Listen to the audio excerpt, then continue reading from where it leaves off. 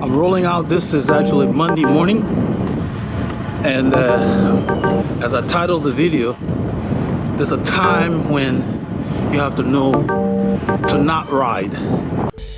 On this ride, I left Northampton. I rode towards Grogan's Point, headed down Tanglebush Drive all the way to Glenlock. Grogan's Point neighborhood, did a loop, came back out. It's a very mild day, but I think that you will enjoy the clips I put together for you.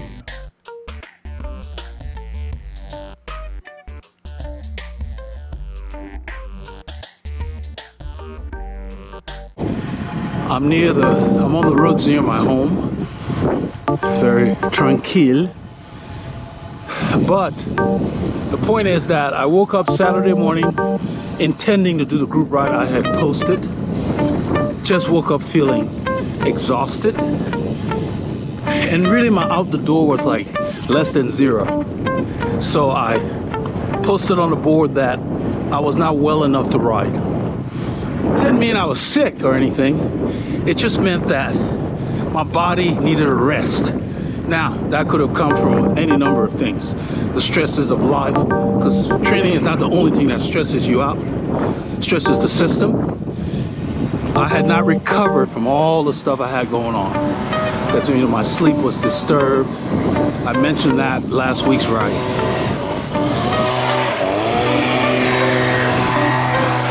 So, you have to know when to not ride or just ride by yourself easily.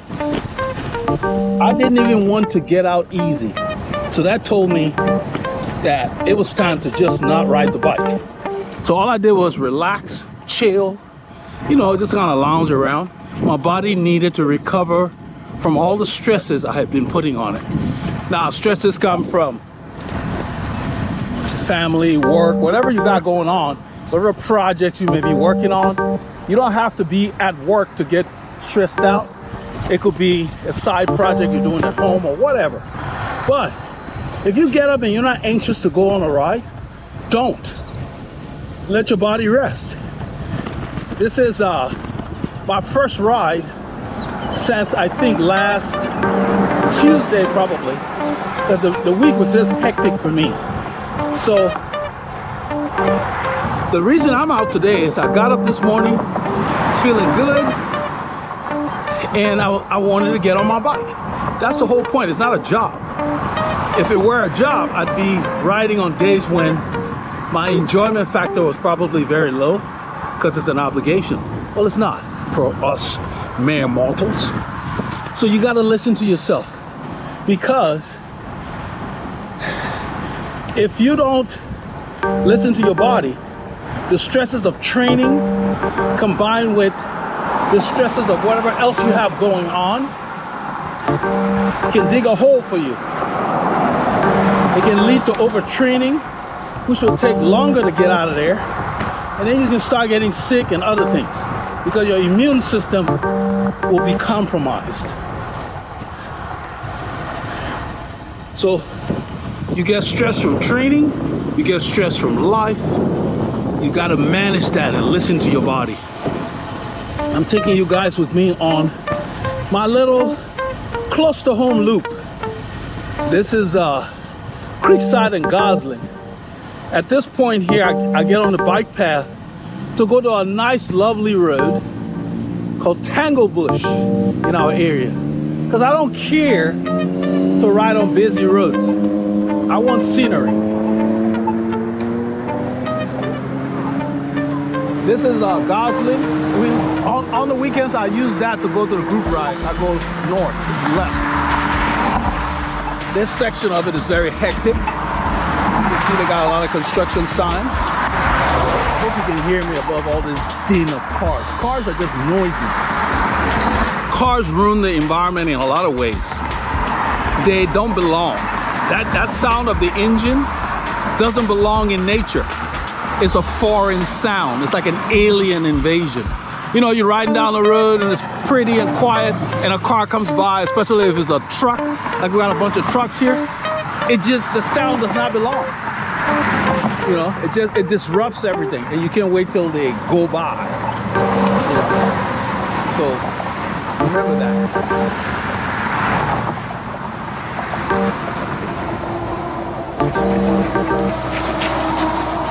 It's kind of busy for 10:22 in the morning. Where are all these people going? Don't they have jobs? Yeah, so these guys like to run this red light at this intersection.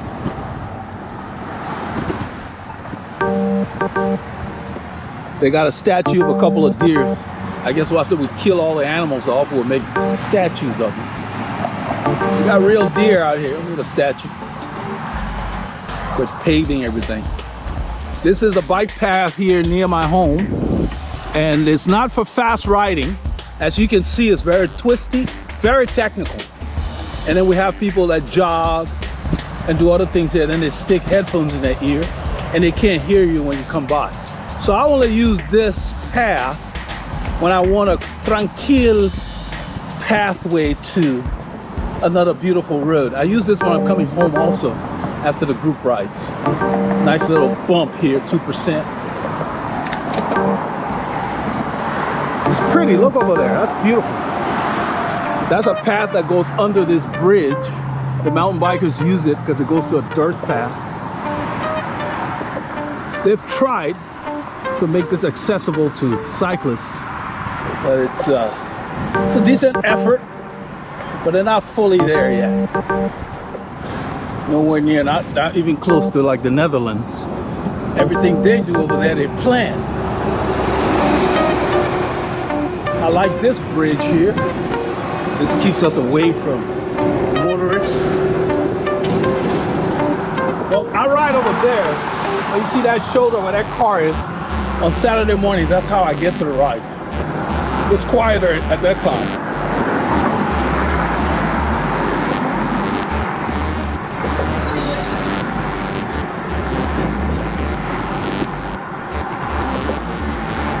That's Spring Creek. Hope you can see that.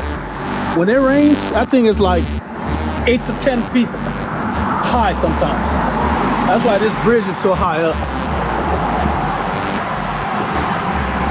But anyhow, back to what I was saying. Don't feel obligated to force yourself in training, you know, because even the pros will take time off. I don't know, those of you who may have seen the World Championship time trial this gone Sunday, even Rosling was interviewed and he said he won the Volta and he had not recovered from all those efforts. He ended up taking like 12th, and they thought he was one of the favorites. So yeah, he said he could not push himself as he normally is used to. His body was tired. I mean, 3 weeks in a Volta, as intense as that was, he had not had enough downtime. It's very hectic. So you gotta listen to yourself. So for me, I've just had as far as business is concerned, I've had a fortunate time with my shop and just been busy, but that's not the reason I was stressed. The main reason was I've had a lot going on, a lot of different tasks, not just with the shop, dealing with a lot of different things and a lot on my mind and so forth. So you can't control how that affects your system. Your body reacts to stress in a lot of ways. You have to listen to how you feel when you get up. So Saturday morning I got up feeling just really exhausted, but I waited. I said, maybe I'll feel better. I usually leave the house about 6:30 because the ride starts at 7:30. It takes me about maybe 35-40 minutes to get there in zone 2. At about 6:40, I was still feeling crappy. So I posted on the board that I woke up feeling not well enough to ride. Doesn't mean I'm sick. That's the key. Not well enough to ride, meaning I personally did not even want to go and do a solo ride on Saturday. So I did not touch the bike. Saturday, Sunday, here it is Monday. I got up anxious to get on the bike. That's what you want. You're out the door. When you're out the door is high, what that means is your body has fully recovered from whatever you've been throwing at it in training, work, other hobbies, whatever. Listen to yourself. It's okay to not ride. So here it is today. I'm on the bike. Everything feels good. My body feels rested. But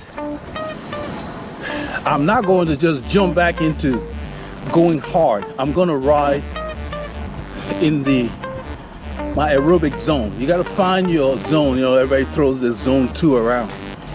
You got to find that zone. Zone 2 training alone will not make you a champion racer. You got to mix it up. You got to hit the other intensities. But without a base, you set yourself up for injuries, cramps, and other stuff, because you have not prepared your body for harder efforts. So you can't just be off the bike for months, then show up at a group ride. It's kind of an insult to the group anyway. I mean, what are they, chopped liver? You've been off for 3 months and you're supposed to be able to keep up with us? No, you're supposed to get dropped. So when you've been off for a while, ride by yourself. You know, go out and enjoy the bike. The bike has one saddle. You don't have to do group rides all the time. Get yourself in some decent shape, then come and see how you fare. Don't come expecting the group to slow down for you. Why should they? You've been off the bike, people have been training, they're supposed to slow down for you. Doesn't work that way. This is a nice quiet neighborhood. You can see I cut through here. This is a road up there called Tanglebush that I'm coming to. I was on a ride. I'm not going to name the rider. You see, I have Campagnolo Super Record. Very nice grupo. Mechanical. Still got cables and stuff. I ride a steel bike. I have a titanium bike. I have 2 steel bikes. Those of you who've been with the channel, I have a Colnago. I have this. Then I have an orange titanium bike. My titanium bike rivals, let's say if you focus on weight, if you're a weight weenie, my titanium bike is as light as the top carbon bikes. A lot of people nowadays want to buy aero bikes for the road or whatever. Those things are heavy. They come to the shop, I weigh them. They're almost like 10 kilos, 9.8 kilos. And they're paying thousands of dollars for those things. It makes no sense. You don't need no aero bike. You need an inexpensive bike so you can have time to ride your bike and get your engine in shape. That stuff just, it's a tank. It doesn't accelerate very well. But the marketing, you know, there is no reason why the pros should not be riding titanium bikes. But it's because the people that build titanium bikes are small manufacturers, you know, Lightspeed and then independent builders. They can't compete with the multi-million-dollar companies that are pushing these carbon frames. Carbon is plastic. There's no way I'm going to pay thousands of dollars for plastic. That crap is fragile. And it just really, it doesn't rival the ride you get from titanium or even steel. You know, there are groups out there call themselves, say steel is real. I love a steel bike because I can take this sucker, put some gravel, big tires on it, and ride on gravel. I don't have to worry about my frame having issues. Or if you're going to tour, you know. But I'm diverging into the equipment because that puts a lot of stress on you. You show up at rides and people want to compare equipment. And they got the latest Trek Domani and whatever. Like, please, enjoy it. Who cares? It's just not logical because you're being told what to buy. Like that nonsense with disc brakes. All the bikes now are coming with disc brakes. If I were to buy a bike today, I would seek out a bike with rim brake or get a builder who would build me a bike that takes rim brakes. Disc brakes are a royal pain. They keep the lights on in the shops. Trust me, I work on them all the time. They're finicky, they're a pain in the butt. You always gotta be messing with them. Who's got time for that? I barely got time to ride my bike. That's time to be messing with brakes. These bad boys, you set them and forget it. After 9 years, I finally replaced the pads on these brakes. And I just had to push them out, slip new ones in. That's it. 9 years. Ask any disc brake owner how long those pads last. We're always replacing them for one reason or another. The tolerances are so tight. You know, so don't get sucked into buying stuff just because it's pushed, just because the tour riders ride them. The reason those riders ride them is they don't have a choice. The sponsors tell them what to ride. They're not paying for those bikes. There is no reason why a nice titanium bike cannot be, they weigh about the same or whatever. And it's just, I don't know how I got into equipment, but I get that a lot at the shop. You know, people come. I get a lot of people that ride maybe 2-3 times a week. And then they're like, oh, what do you think if I got S-Works, whatever, or Venge, or, you know, the stuff that the racers are. I said, if you're only riding 2 or 3 times a week, what do you need that for? You know, it's not gonna do you any good. You get on a very fast bike and you're out of shape. What's the point? You know? And then because you spend so much for it, you don't have time to ride. So it adds to you being out of shape even more. You know. Anyway, I went off on a tangent there, but it's something that comes up very often. I get a lot of my customers, or custies I call them, asking about, what if I bought this bike? What if I bought that bike? That tells you marketing is very powerful. You know, you up at night watching TV, they show you a picture of a burger, all of a sudden you're hungry. You weren't hungry before you saw that commercial. It's like they're telling you, they're like subliminal messages to your brain. This area here is called Glenlock, the street I just turned off of. Quiet little neighborhood, moderately priced homes. There's usually nobody out and about. Everybody's at work or sleeping in, you know. These are working people. So there's rarely that many cars out and about. I will take you back to one of the little back parts. It's near a creek. The roads are a little chopped up, but I like it because it's quiet. It's called Spring Creek. It's near Spring Creek. The bridge I was going over earlier that I said I liked, with the path, we're going to the backside of it. There's a creek. All these neighborhoods, including mine, were affected by the storm Beryl, which has knocked down a bunch of trees. But I'm gonna come back to this marketing stuff that push our way. Don't let other people tell you what you need. You need a bicycle, that's it. It doesn't need to be expensive. When you go to the rides, don't pay attention, because cyclists are very finicky, and some of them want to complain. They'll make comments about, oh, you're still using road brakes? So, stopped my bike just fine. What do you mean I'm still using? Who said I needed to change it? Did it lose the ability to stop my bike? Please. The ironic thing is, even the UCI pros held out converting. Even Podge would switch the rim brakes in some of the Grand Tours on the hillier stages. The bikes are they're lighter, they handle better. There is a video on YouTube where, I don't remember the name of the channel, but the guy said they lied to us. I watched the video. They have to make changes to the frame to accommodate the brake that is stick on the left side or whatever. So it's not even centered. So it's putting stresses on the fork. So what do? They beef up the fork. Well, when you beef up the fork, it affects the handling and the ride. So it changes the characteristic of the bike. So the rim brake bikes handle better than the disc brakes bike. And then you're paying more. And then people want to consider it to be an upgrade. No, I don't believe discs are an upgrade. Not on road bikes anyway. They work fine on mountain bikes. These little guys like to bark at me. What's up, fellas? What you working on? What's going on? I get to know all the dogs. I don't know the owners, but I know all the dogs on my route. So this is what I'm talking about. Look at this road. It's not the smoothest tarmac or whatever. You don't want to bring your racing tires here. I mean, I'm riding Veloflex today because that's what I have on the bike. It's not that bad. It's a little chip sealy, but I come back here because Maybe once a week I might get a car. Maybe. This is the way it is. It's just quiet. It's you and the dog. There are a lot of mosquitoes because on this side where you see the brush, behind the brush, there's a creek that I took a picture of over that bridge called Spring Creek. So there's water there. So we have a lot of mosquitoes.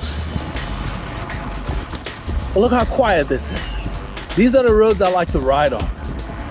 Close to home. I've been riding for 40 minutes on the bike. This is probably 7 or 8 miles from my home. Probably not that even far, maybe 8 kilometers from my home. Well, let's come back to equipment. The bike is not going to make you fast. You make the bike fast. So get fast. Then if you have the funds to splurge, you can invest in a faster bike. But there is another thing I see a lot. These so-called electronic shifting systems, like the SRAM, E-Tab, all of that with the batteries. Yeah, they're nice. But man, you got to keep up with making sure the batteries work. And I saw an article that Shimano or somebody is wanting to come out with electronic brakes. What do we need that for? Electronic brakes, really? So what happens if my battery fails and I have electronic brakes? Does it stay open or does it close up on me because the battery fails? Who needs that? So there are just things coming up that don't make sense. Don't waste your money on it. It's crap. I have that orange titanium bike. You don't see it that much. It's nice, it's comfortable. This bike is more comfortable. The Colnago is more comfortable. The steel bikes I have, I just love the way they feel. This is my favorite bike, number one. Then the Colnago, the titanium. The titanium bike is great if you're going to compete. It climbs well and everything. As I've said before, it does not let me know what's going on as well as this bike does. When I'm on this bike, I feel every little rock, every little groove, every imperfection in the pavement. This bike lets me know. So I have a lot of confidence when I'm using this bike. So if I were to ride in the rain, I'd be riding this. Now, if I were doing a criterium where all out speed, acceleration, attacks, I'd take the titanium bike. So the titanium bike weighs about 16.5 pounds, you know, something like that, a little above UCI. And let's see, it doesn't cost as much as a comparable carbon bike, but it's close. You know, it's not as expensive. The frame set, I had it custom made, so the frame set was like $4 grand, and then I built it up myself with Super Record. But I just like the longevity. I don't have to worry about it cracking on me, you know, being finicky around it. If it falls or whatever, I don't have to panic, all that kind of stuff. It's just tough, light, and responsive. But compared to this bike, it keeps a lot of secrets from me. Doesn't mean it's bad. But if I had to pick between titanium and carbon, you obviously know that's why I ride titanium. Carbon is, I've had a carbon bike made by a company called Calfee. It didn't fit me very well. It's not their fault. The shop that got it at the time, I was not involved in the selection of the frame. The head tube was too long for me. I couldn't get as low. And it just felt dead to me. I didn't like the feel. And so no, I'm not a fan of them. They make some nice bikes, don't get me wrong. But they are never going to be able to rival the feel of a good steel frame. This bike is about 7.5 kilos.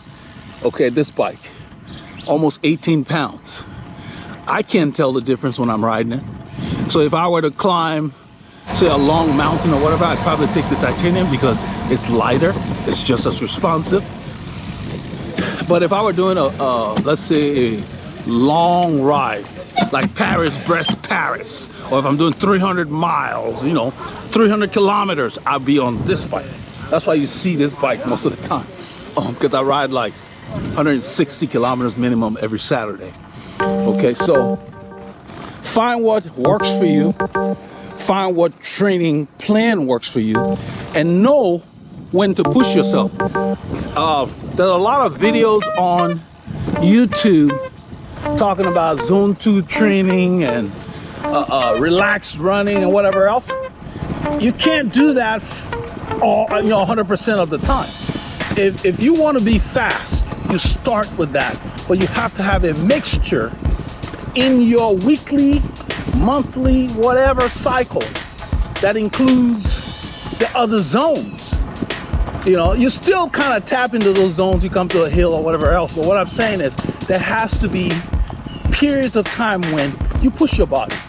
The challenge is knowing how much to push your body and knowing when to push your body and when to back off. You have to push your body and let it absorb. Even zone 2 training, if you're doing a lot of long rides and you're not getting enough rest, at some point you will get overtrained. You gotta rest. That's the key. So once your sleep starts getting disturbed, that's a signal that your body is under a lot of stress. And it's time to cut out the stresses.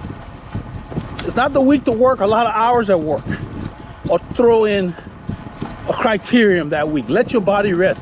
Let your sleep get back to normal, because that's a signal that your body is recovering. Use that as a basic gauge, because that's kind of the first sign that I see most of the time, even among people I coach.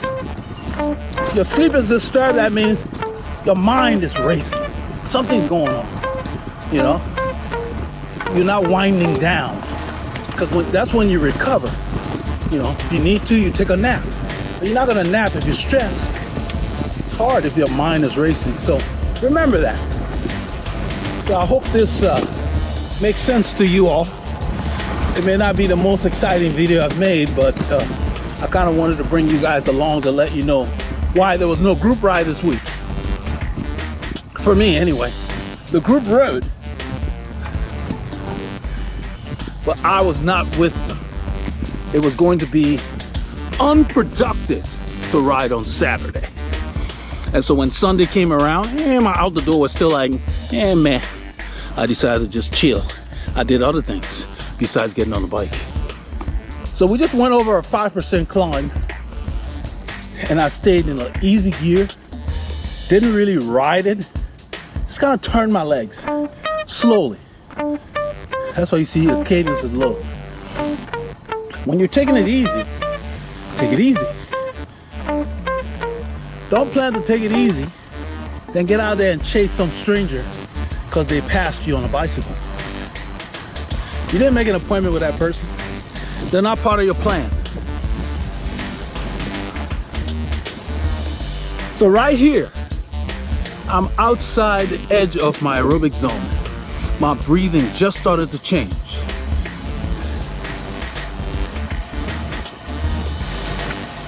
Since heart rate takes a while to catch up, I use other signs to keep me focused. I don't want to wait for my heart rate to tell me I'm out of the zone. I can tell by the changes in my breathing, my respiration, the way my legs feel when I'm crossing over into another zone. It doesn't mean that you should never get into those other zones, as I said earlier, but there's a time and place for that. So if you're supposed to be taking it easy, your best bet is to do what I'm doing today. Ride by yourself. Because the average cyclist has very little discipline. They leave everything on the training road, and then the rides that really matter, they're off the back. Remember that. So you see why I take this route. I don't think I've had a car pass me yet. Come through here, doesn't matter what time of day. It's warm for this time of year. 35 Celsius. That's about 92 Fahrenheit. But it doesn't feel like 92. So that tells me that our humidity is lower. I wish I had something on this display for humidity. I'm gonna look to see if they have one. Because all they have is temperature. I like to know relative humidity. I usually check on the phone, but it'd be good to know during a ride. But you can tell the air is a little drier. There is a thing online that says, and it's a bit of a tangent, but it's somewhat related. I was watching a video. I like to follow these doctors. There's a guy named MAF. They call it MAF training or whatever. MAF Zone 2 training, MAF. I think it's called MAF. There's a MAF calculator for your heart rate minus your maximum heart rate minus your age. I think it's called MAF 180, where you take your maximum heart rate minus your age, and that should give you your Zone 2 target goal. And I watched Dr. Maff, I think it's Maffety or Maffety, I think that's his name. Anyway, what he says makes a lot of sense. And I've watched him, I've listened to him, and he talks about a lot of just common sense stuff. You know, watch what you eat, and don't ride hard every day. You know, we got a lot of riders that will ride three to four times a week going hard. It's too much. Unless you're a monk living at the base of a mountain, you got other stuff to do. You know, you got to cook food, you got to do your laundry, you got to work. You know, most of us work. You can't be going hard all that time because it puts too much stress on the body. Save your quality for when it matters. So when you go hard, it's really hard instead of that medium stuff everybody does. So most of our group rides, it's like a medium pace. I don't like the medium pace. The medium pace, when I'm sitting in, I want to be in Zone 1, Zone 2. Then I know I'm not wasting my time. You don't want to train at medium. Train easy or hard. That maximizes your training time. I have a lot of time to train. So a lot of times I don't want to go because I'm stressed or tired or whatever. So it's not just having time. It's making sure your body's ready for the training to come. So anyhow, I hope you guys don't find this boring, but I'm going to ride. I may do a time lapse on some of these, but I want to take you to an area in our area we call Grogan's Point.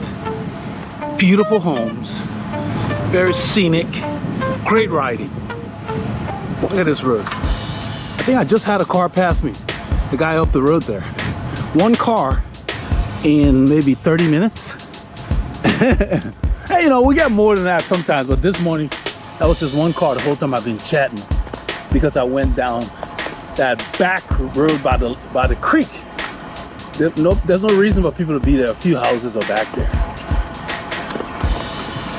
So focus on getting your bike comfortable. If you're comfortable, you will be fast. And that may involve you getting some professional help for a fit. But as you ride more, your body dimensions will change. As you sit on the couch more, your body dimension will change. So when you get on the bike, you may not feel the same. So don't hesitate to get dialed in, at least annually, you know. If you're having problems, let's say shoulders bothering you, elbows bothering you, whatever. Oh, don't just say, oh, I've already had a fit. It's not static. Things change. These components wear out. They move around. That's a car behind me, so this thing chirps. I like it because sometimes it'll chirp before I see the car. Then I use my mirror here. I don't know if you can see that. I can see the car in my mirror. So I position myself appropriately depending on what's going on.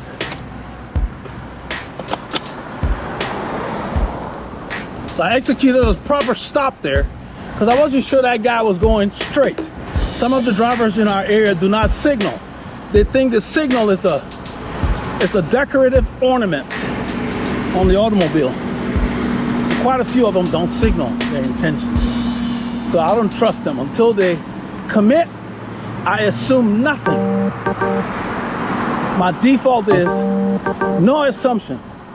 The only assumption I have is assume there is a car there when I can't see around a corner. I don't assume the road's clear until I see that it's clear. So when I go on a ride and somebody says, be careful, I understand their intent, but I don't like to hear it. I'm always careful. And so are most riders, except a few I know. But so just say have a nice ride. I know to be careful. You don't have to tell me that. I'm riding 15 hours a week. Of course I'm careful. It's not luck. Especially in our town, the Houston area, we have the worst drivers, most reckless drivers, I think, in the nation. And we pay for it. Our insurance rates for automobiles are the highest in the region, probably in the nation. We pay for that. You have a lot of people just take chances. So yeah, of course I'm careful, even in my car. Yeah, I'm always careful. People don't pay attention. They want to be looking at their phones and driving. That's the new thing now. They want to call it distracted driving, stupid driving. Who's supposed to be looking at the road? You're operating an automobile. Can you imagine a person driving a bus, a public bus, reading a book with all the passengers in there? Who's supposed to look at the road for him or her? It's just irresponsible to drive an automobile, get behind the wheel, and then start doing other stuff. Then you shouldn't be driving. Don't you butt at home and do that. If I got things to do in my car, I pull over. Unless I'm having a light conversation, hands-free, because I've got a unit or I got a headset I can put in where I don't have to use my hands. You don't want to have a heavy conversation in a car. It distracts you. That's not the place to get distracted. You need to be paying attention to what's going on as you transport yourself from point A to point B. This is Grogan's Point. We just hit on the outskirts of, I always turn right because this road is quieter. I was on the main drag back there. I can come in here and ride at about 20 to 22 kilometers an hour, sometimes 25K. Let's say 14 to 16 miles an hour. Just spin the legs. A lot of riders are too worried about the speed they travel. Your body doesn't care. Your body could give a rat's behind about how fast you cover a distance. All it cares about is how hard you're working and for how long. And then your challenge is how much rest do you need to absorb and recover from that work that you've done. That's the challenge. That's training. Work and rest. So most riders do the work part and don't finish the backside of the training, which is the most important. They don't rest enough. Doesn't mean you don't ride. It means you ride easily. You can build those capillaries while getting stronger. So then when it's time to really push, you have the oxygen transport system that you need to get the nutrients to your muscles.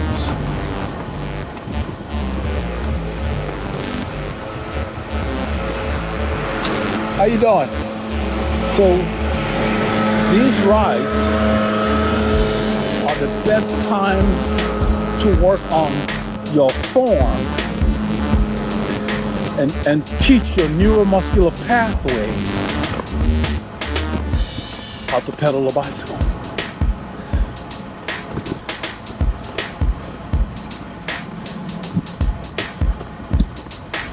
So that little turn was like a horseshoe, brought me back to Grogan's Point Road, which is the main drag in here. This is Grogan's Point Road. I always turn there because sometimes it's busy. Not very busy, I just like that route. So this is the main drag. Got just monster homes here. You look at the size of these things. When we show this stuff on the channel, people like in the UK, like, you guys, this is like a mansion. Look at that thing. That's a single family home. You can put a soccer team in there. Look at this one. This is Texas, man. Everything's big. Look at this, colonial style. These majestic gates. See that? It's beautiful. Got a car behind me. Look at that one. Just beautiful. So I like to come through here and just kind of spin the legs. Look at all these pretty homes. don't get me wrong, I live in a pretty nice home myself, but nothing of this grandeur, I guess you can call it. These things are huge, and they're deep. You just see in the front, you know, but it goes back. It's kind of hard to tell on film, but look at all of them, just huge. I like these circular driveways. I think they're smart. So you don't have to leave your cars. Like if you have, the kids have cars or whatever, you don't have to leave it on the road. They can park in the driveway, and you still have a way to get out from the porte-cochere or the garage. I'm keeping the camera that way so you guys can see what I'm looking at.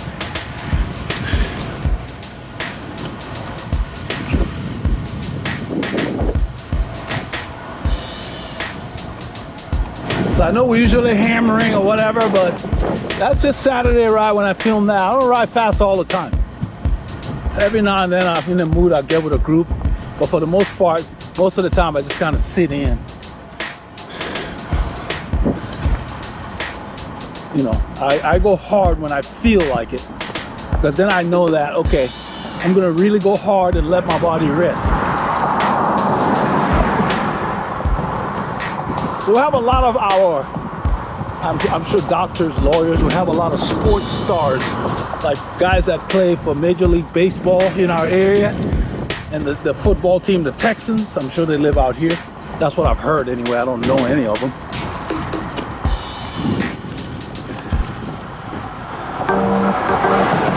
But these are $1 million homes. Plus, million plus, more than that. Because where I live, some of the homes are approaching millions of dollars. And they're a bit overinflated, I think. We were grandfathered in. We didn't spend that much to get in there. Look at these homes, man. Beautiful. Just tranquil. All through. Doesn't matter when you come here, it's like this. And the cool thing is this neighborhood dead end. So you have to have a reason to come through here. This is not a throwaway. You come in here. You gotta have business in here. You gotta live here, or you're coming to visit someone. So you don't get a lot of, there's no true traffic. I'm just gonna move the camera around as my eyes move so I can share with you. They've got a nice bike path system in here, so you see that ride around. They're twisty, I don't use them, except when you saw me to get to Tangle Bush. They're not for fast riding.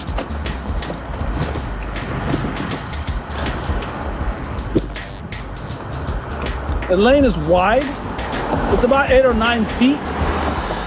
I stay right where you see I am. I see here next to the white line about a foot. And there's plenty of room. Most of the drivers move over anyway. It's funny how people who have a lot of money don't do stupid things usually. It's the broke ones that can barely make their car payments want to pass by your elbow. Guess that's why they're broke, because they do dumb things. Make dumb choices.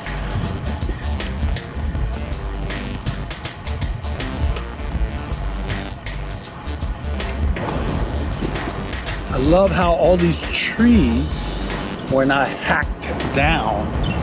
Behind those trees there is a bike path, I believe. I don't know if it comes through there. Yeah, there's one on the right here. That's a path. There's nothing on that side. That's the easement. There's a path on the right here. See a guy up there, look like he's pushing a child stroller. I'm gonna go all the way to the dead end just to show you guys. They're still building in here. Look at these houses. This is the most recent one that's being built. It's huge. Look at that thing. I'm gonna go to the dead end.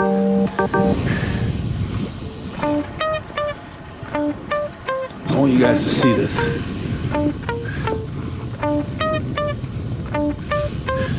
So there's a guy on YouTube called Reginald Scott.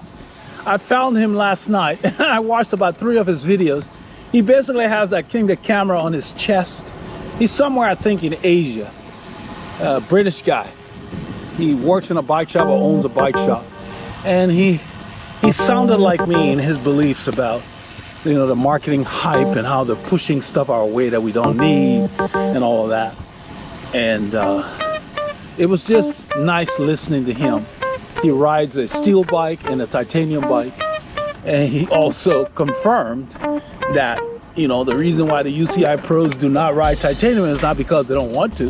They don't have a choice. Their sponsors are telling them what to ride. And these guys are not marketing carbon because it's the best. They're marketing carbon because it's cheap to make and they can charge us more for it. And then they get dated real quickly because they give it a particular paint job that signifies the year it comes out. And then after a year or so, they change the next model so that you feel the need to buy another one, because cyclists like to keep up with the latest and greatest. So they got you. And he was the one that mentioned the thing about electronic brakes, and I went and looked it up, and I was like, they can keep that crap. Electronic brakes, please. So they can start putting me, he mentioned something about him putting you on a subscription plan. Because yeah, what if they do a firmware update for your brakes? And let's say you're not paying the subscription, you're not gonna get it. If the brakes aren't working and you need software to make it work, please, give me my wires, give me my pads. I don't need to join no clubs to make it work. That's where this stuff is headed. I hate working on those things. It would be a mess.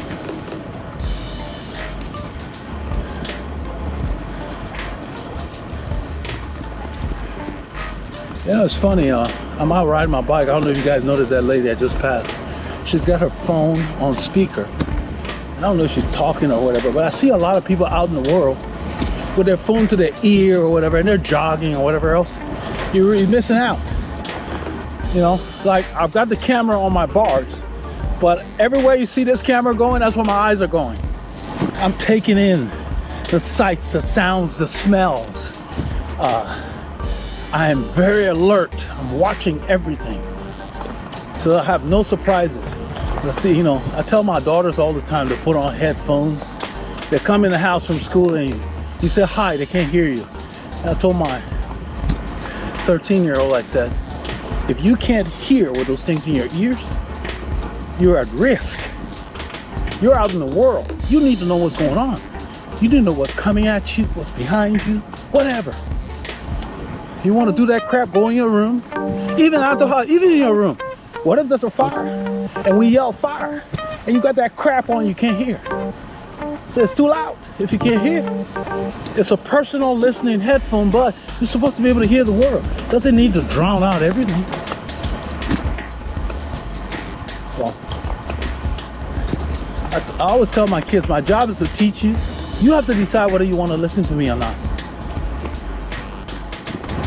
Teach you what I know. You need to hear the world. You're out in the world, you need to be aware of what's going on. You're outside. If you can't hear what's coming up, you're at risk. What if someone wants to do you harm? So when I'm on my bike, man, I want to hear. When you hear some funny sound coming behind me, I gotta see it. That's why I got a mirror here. I got that radar thing. The radar thing I added later, because at first, I was one of the people that didn't really buy into that. Why do I need the radar to beep? But then in combination with the mirror, what I have found is it'll beep and a car is around the curve, maybe quarter mile away. I haven't seen it yet. Then I double check in the mirror and I see where the car is. But I think that the radar is nice, but I wouldn't use it by itself. I don't want to just hear a beep. I want to know where it is. So I like it in combination with this mirror. And the first person that I saw do that, it's a guy named Doug Schott that we ride with. He has had the mirror and the Garmin radar.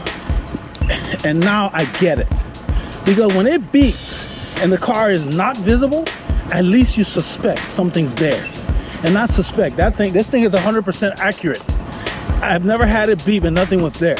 It'll pick up other cyclists, any mass coming at you. It beeps, it chirps. So when it beeps, something's there. And what I like it for is, I don't have to be wondering, do I need to check my mirror? I just ride. So like right now, I know nothing's there. I can take the road. I can do whatever I want to do. And then if something comes, I can kind of close it up a little so they can have an easier time going by, you know? So it helps me coexist with the other road users. I think it's a nice thing. That's an innovation cycling has brought that I think is very useful. We have a lot of crap we don't need that they're pushing at us. Like this move to 12, 13 gears, whatever. Nobody needs that many. It's not necessary. I mean, even 9-speed is fine. So don't feel the need to just buy stuff because it's being advertised and pushed at you. If you needed it, you would have sought it out. You don't need it, that's why they're pushing it. You know, they give it to these pro racers and they ride it. You're not a pro racer. They're not giving you the stuff for free. So why spend your hard-earned money on it? Get what's gonna last. These bikes will outlive me. I don't have to worry about my steel frame breaking. You know? So yeah. And take it from me, I own the carbon frame, high level. Calfee, C-A-L-F-E-E, California company. Look them up.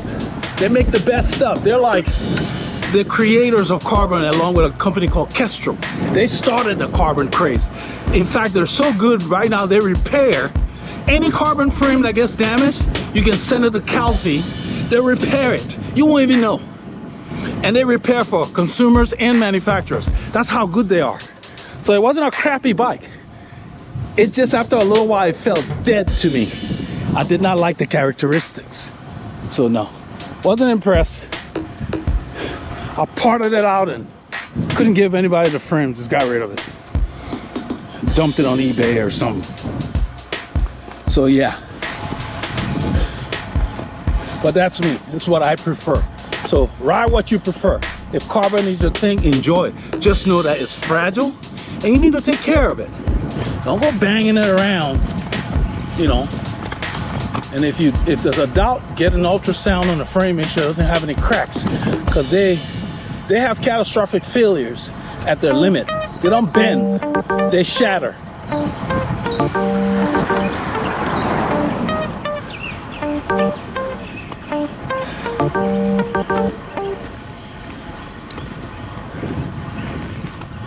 I don't know if you can hear the birds. This is 11:14 in the morning.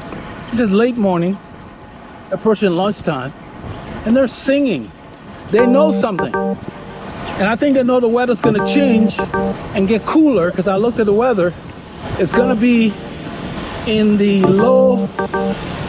upper 20s to low 30s for a high in a few days. That's like 85 Fahrenheit for a high, which is very nice for us. So we have really good weather. We have a longer season. And our challenge is keeping ourselves in check and not pushing all year round. So you see, I'm able to talk to you guys. My heart rate is around 127, 128. I figured out my zone 2 goes as high as almost 140, let's say. And it's gonna vary depending on how you slept. These numbers don't always predict how your body will feel in that zone. So there are no hard, fast rules. It's a gauge, it's a range. Some days you're better off at the lower end of it. Some days you can push the envelope. But being able to make a complete sentence without being out of breath confirms I'm in my aerobic zone. And that's the purpose of this ride. I've been off for the better part of a week. This is not the time to try to do anything. I'm not setting any records today. I'm getting my body back into the swing of things. Look at that relate. That's beautiful. Look at that. Man. That's what I'm talking about. Everybody has a spot like this in the area. You may have to traverse some busy roads to get there, but that's where you want to go and ride. It helps you sort things out. You know, whatever issues or projects you're working on at home or at work, you can work them out when you're in this kind of a tranquil environment. I mean, look at this. Be sitting around watching television all the time. Such a waste of time. I never watch television and just watch television. I'm either on my computer, I'm stretching, I'm doing something else. Unless it's a movie that I really wanted to see, and then my wife and I are catching it, but then once we're done, I'll go on and do something else. But to just have the television on and sitting there doing nothing, no. That's not a very good use of my time.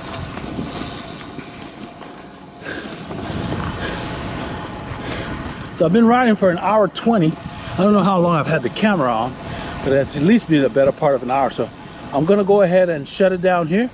And I hope you guys get a chance to get out, and hopefully next week I'll join the group. I will just sit in, see how my body feels. And if I have to, I'll let them go. You guys know that about me. I pedal my bike. So I'm gonna turn here and we'll hook up with you guys later.